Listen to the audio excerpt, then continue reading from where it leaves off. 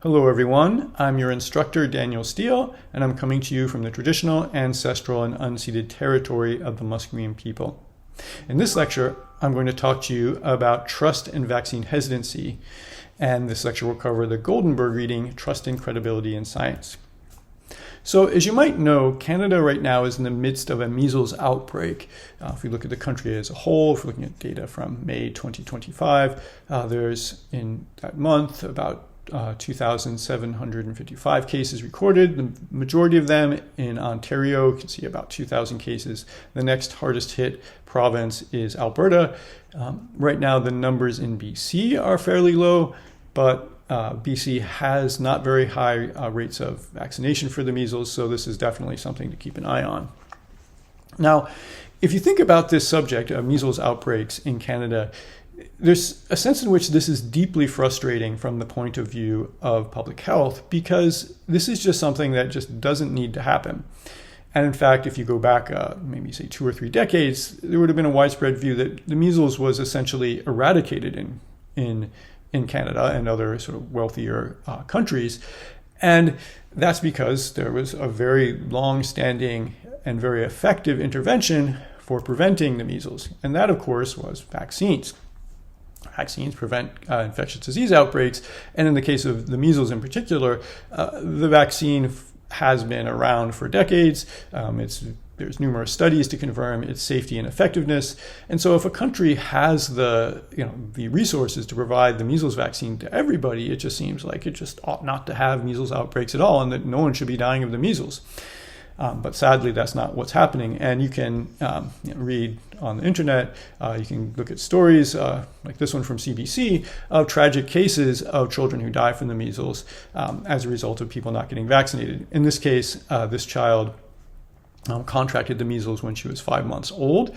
That is before the date of the first measles vaccination. Usually that's at 12 months. So children younger than 12 months are at risk of measles infection, and their protection from the measles depends on other people getting vaccinated. So in this case, the fact that other people weren't getting vaccinated resulted in this child being exposed to the measles. The child recovered from the initial measles infection, but later suffered complications that resulted in her death when she was at an age sort of as about pictured here.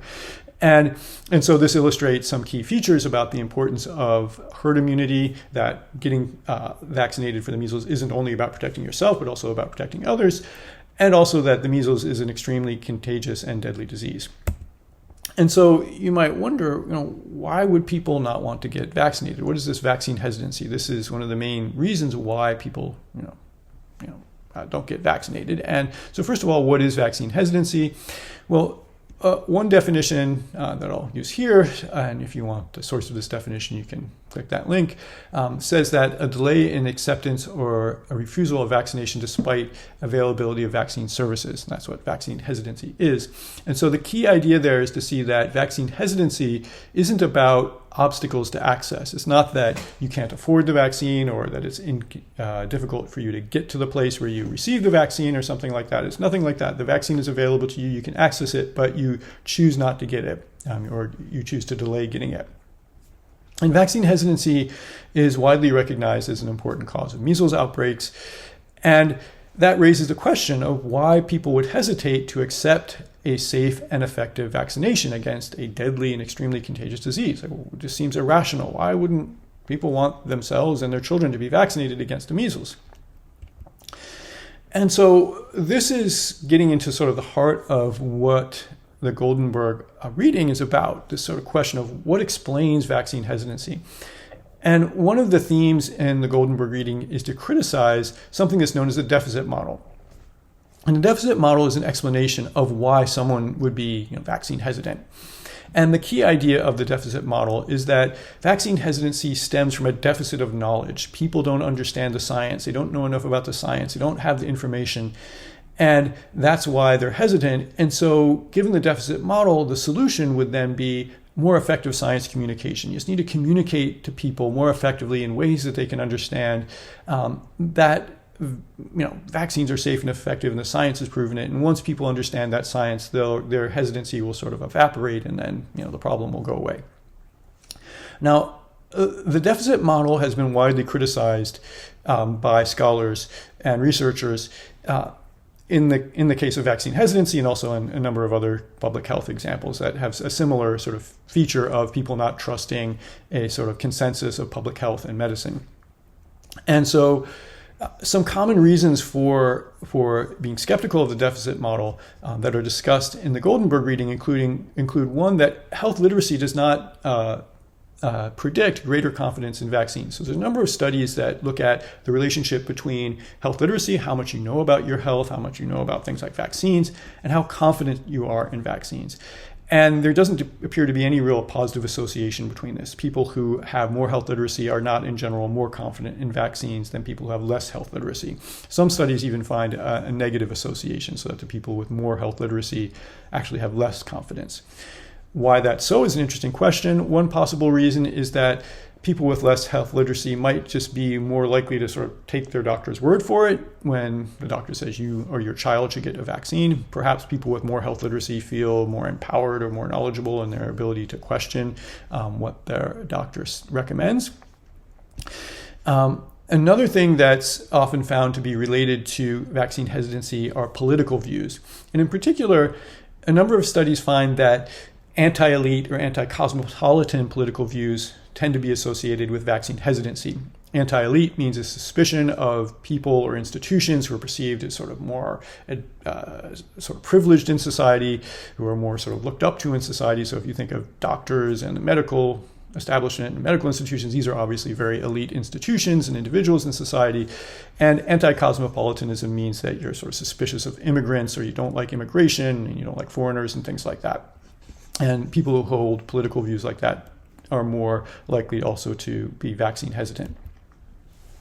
And so this gets us to what Goldenberg sees as a key factor behind vaccine hesitancy, and that is namely trust, or the lack of trust.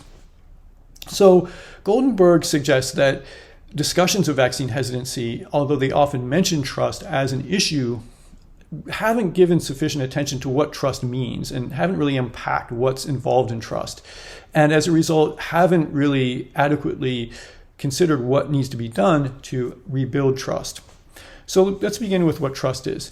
Goldenberg suggests that trust is a confidence in someone or something that involves a leap of faith. So let's look at this leap of faith idea, because this is really this key idea. The key idea here is that when you think of trust, there's a really hard limit on what individuals can learn about the world all by themselves, by directly observing and verifying things themselves.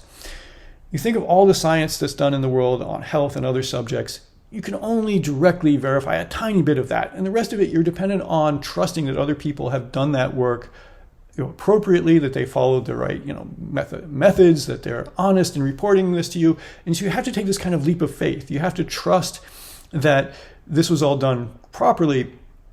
And even though there's no way you could go and directly verify all this stuff yourself. So if you think then, what is this leap of faith involving? What are you being confident about? What are you just sort of taking on faith when you trust?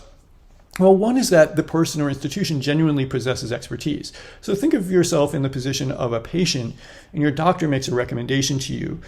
You're not in a position typically, certainly I'm not, in a position to evaluate the expertise of my doctor, or evaluate the expertise of the medical researchers who produce the research that supports the recommendation that my doctor is giving me.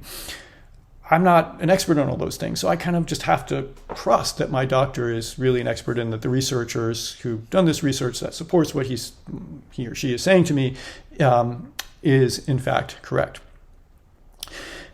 The other thing is that I have to trust that this person or institution is going to act in my best interest, because even if they had expertise, but they don't really have my interest at heart, I can't trust that they're going to be recommending things that are really good for me. And so that's another aspect, and we'll see that can be very important for some of the sources of mistrust. Okay, so one of the key features of trust, according to this view, is that trust is linked to social identity. So people who trust vaccines or don't trust vaccines will often will often sort of affiliate themselves and identify with groups of people who have similar views about who to trust and who not to trust. And this is related to the association between political views and vaccine hesitancy. And one of the implications of this connection between sort of social identity and who you trust and who you don't trust is that simply providing more information isn't going to solve this problem. Because if you just don't trust certain sources, let's say you don't trust elites because you see them as sort of sinister and perhaps trying to promote some elite agenda that's not in your interests, if you don't trust elites, then having a bunch of elites telling you that you should trust the vaccines and the science all proves that the vaccines are safe and effective, that isn't going to change your mind, right? So this is getting at why the deficit model might not be very effective. So Goldenberg looks into 3 types or sources of mistrust in the scientific consensus on vaccines. And as we'll see, sort of one of these is something that's not really the fault in any way of medicine or health sciences, but the last 2 are ones that medical systems and health sciences have more control over and in some sense are more responsible for. So the first one, social media. So this is, I think, pretty obvious to all of us. We all know that there's lots of misinformation and disinformation and conspiracy theories on social media. Social media also tends to sort people together who have similar views and similar political leanings. And so if there's an association between distrusting vaccines and your political views, then that's likely to get amplified by social media, so that people who don't trust vaccines will be on this, sharing social media posts with other people who don't trust vaccines, and that will just reinforce their distrust in vaccines and so on. There's some things, obviously, that medicine and health sciences can do. They can try to intervene in social media and post messages. They can try to advocate for sort of more controls on the information that's on social media. But this is something that's a bit out of the sphere of health sciences and medicine. The next 2 things, though, are more directly within medicine and health sciences and health systems. The first one, medical racism, is directly linked to the idea that in order to trust, you have to think that the person or institution that you're trusting has your best interests at heart. Now, clearly, if you have experienced racism against yourself or know people who are, your same identity group who've experienced racism or discrimination when they've sought medical care, that's going to cause you to question whether the healthcare workers or the medical system in general has your best interests in mind when it makes recommendations or when it interacts with you. And so clearly, since this confidence that the medical workers and the medical system has my best interests at heart is key to trust, that means that eradicating racism, for example, say in Canada, anti-Indigenous racism in medical care, is key to trust in vaccines and addressing vaccine hesitancy. The third issue that is raised by Goldenberg is commercialization of medical science. And this is linked to a general pattern of there being bias in research that's sponsored by for-profit versus public institutions. So there's quite a bit of research that documents, systematic reviews that document studies funded by a party who had some financial interest in the outcome versus studies that were just say funded by CHR in Canada or other public sources, and finding that unsurprisingly, when the study is funded by someone who's got a stake in the outcome, it tends to be more favorable to the interests of the funder. There's also a number of high-profile scandals that have happened, including one related to OxyContin and the opioid crisis that we'll talk about. And these sort of well-known cases kind of, to a certain extent, justifiably raise concerns among members of the public that medicine is sometimes commercialized, and that sometimes, therefore, when a physician is giving you a recommendation about you should get this vaccine or take this medicine, it might not be in your interest that's driving this. It might be, say, the profit of a company that's driving this. And so the key idea here for Goldenberg is that these kinds of concerns shouldn't, especially medical racism and commercialization, shouldn't be dismissed. Instead, it means that the solution ultimately to hesitancy and mistrust is reducing medical racism and greater regulation of commercialization in medical science in order to have a system that's more equitable and fair, and therefore one that will generate more trust, right? So I will